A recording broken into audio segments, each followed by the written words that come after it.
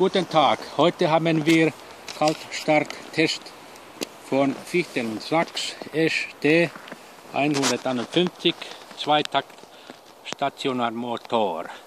Die Temperatur ist nun minus 20 Grad Celsius, so ziemlich kalt. Zuerst stellen wir den Gashebel in die Position Kaltstart. Ja.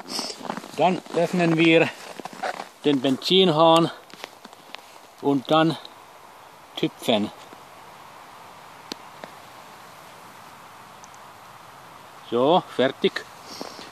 Und dann probieren wir, ob das springt an.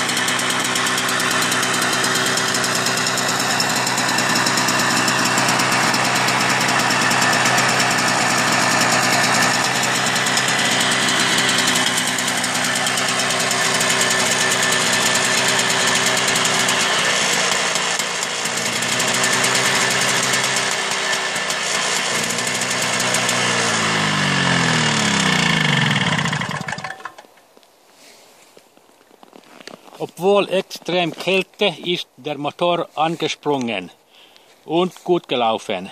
Ein guter Motor aus Westdeutschland. Vielen Dank fürs Anschauen. Auf Wiedersehen.